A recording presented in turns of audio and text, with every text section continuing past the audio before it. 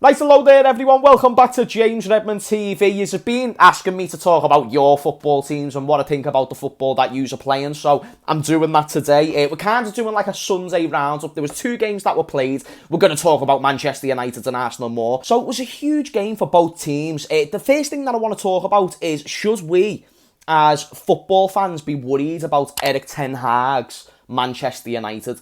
Exclude the last bit, because the last part of that sentence has been kind of a laughingstock for the past 3 or 4 years. But Erik Ten Hag's Manchester United is genuinely, like, what I've realised is he's implementing a different culture. So it's not as much big names, it's more so the cohesion of the squad.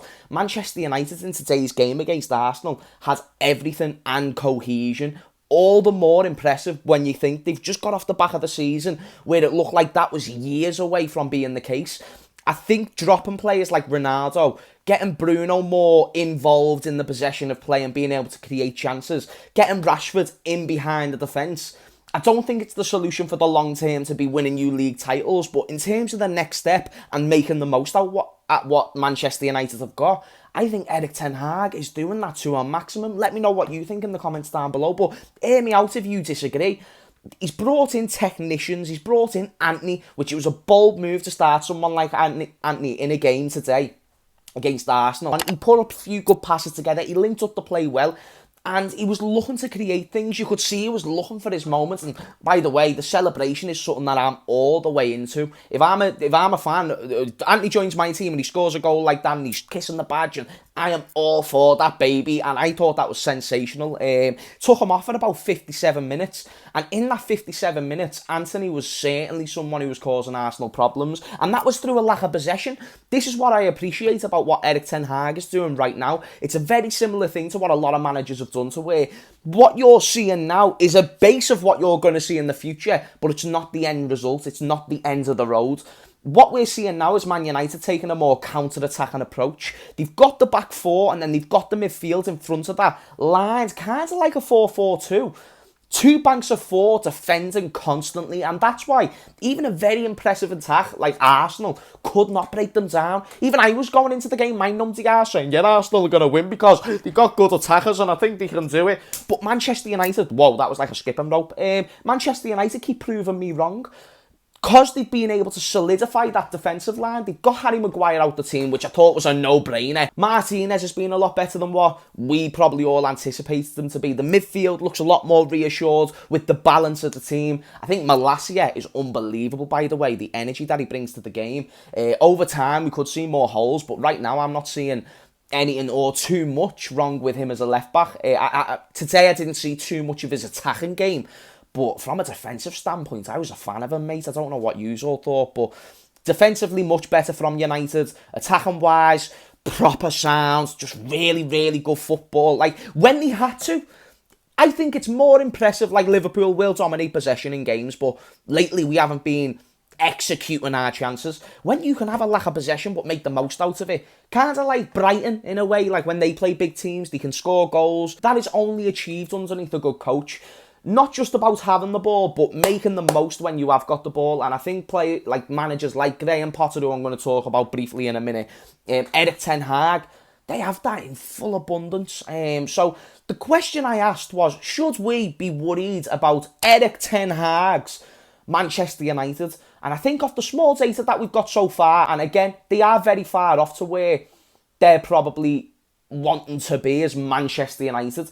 But I do think there's worrying signs there that they've now got a structure which automatically makes them a better football club. The only question that really remains is, can he do it better than Pep Guardiola and what Jurgen Klopp did while they're still in the league? Let's see, but good game. I thought Arsenal done fairly well.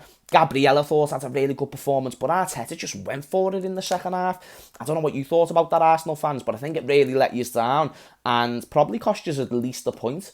I think Arteta just got a little bit overconfident, but I wouldn't go on his back too much. I see Arsenal fans already just being like, Arteta, he's shit.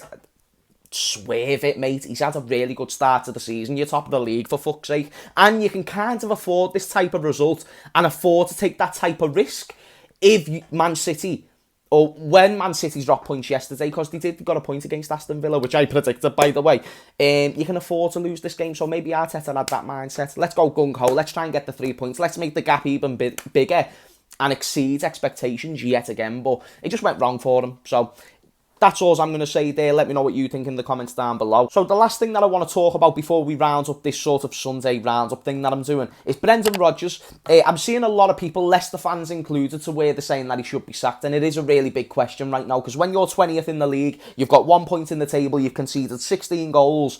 It is worrying, especially with the fact, I know that you've got squad problems, but on paper, that team should still be able to finish probably arguably top 10, but at least top 12 there and thereabouts. They haven't been doing that. They weren't doing it last season. It's only got worse this season through the lack of investment. But all I'm going to say to Leicester fans is just be careful. What I'll say is, I don't think it's a bad idea to start thinking about Brendan Rodgers exiting the door. But what I would start thinking about is, what do we bet? Because there's two sides to this coin. You've got the long term and you've got the short term. And I think Leicester City, after a few more transfer windows where they even out the financial fair play, I think they can make it work with a manager who's already got you Europa League finishes, an FA Cup, a Community Shield, a true, like, what should really be a legend of your football club. Like, I think the way we look at Jurgen, Leicester should look at Brendan Rodgers. I don't think he should be in the Claudio Ranieri category, but he's still a huge figure and achieved huge things. He's proven that with the right backing, he can do good things. He's shown that with the lack of backing, he hasn't been able to do good things. It's why he weren't able to do good at Liverpool. But when he was at Celtic, he won. When he got given the backing that he so deserved, when he's got his players, he can do well. I think right now in this moment, give him a little bit more time. I know that, like, if it gets to October, November, I can fully hear what Leicester fans are saying, and maybe I'll be saying get him out as well, because from the owner's point of view, you've got to think of it like, we can't get relegated. That does not align with our long-term goals. So even though, Brendan, you could benefit us more in the long term than just getting a short-term managerial bounce, essentially, we just can't afford to go down. We're already in these financial troubles as it is. We need to make sure that we're staying above board, and that means staying in the Premier League, where we're getting that Premier League revenue. So again, I think give him a few more games. Try and sort out the cohesion of the squad. Maybe try and use a few younger players, because I think Leicester have got a huge problem of, kind of similar to Liverpool, where a lot of their players are comfortable in their positions and there's not much to back them up behind them. If you get that back up, then it'll work out, I think, with Brendan. But unfortunately, it's not as easy as just letting them get you relegated and then moving on. In the short term, I think it is still going to be bad. But if he can stay up, I think you keep him as your manager. And I mean that, like, sincerely. I know Leicester haven't been competing for relegation for time, but they are now, and that's a huge factor. And very much a variable. That's why I'm just going to suggest this. Be careful what you wish for. But if it gets to October, November, then I kind of understand where you're coming from. But what a game from Brighton, by the way.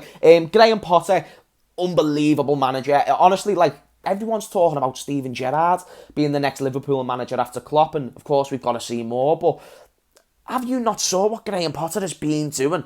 He has got such an IQ when it comes to football. It's sensational, and I'm not trying to overrate him.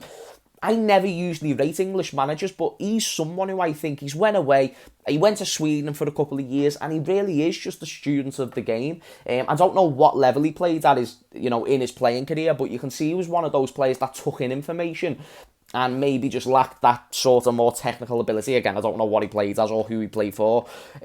However, Graham Potter, proper sound manager, mate, and what a result for Brighton. The last thing I want to talk about, though, McAllister getting his goal robbed. What a big, big shame. What a huge shame for football.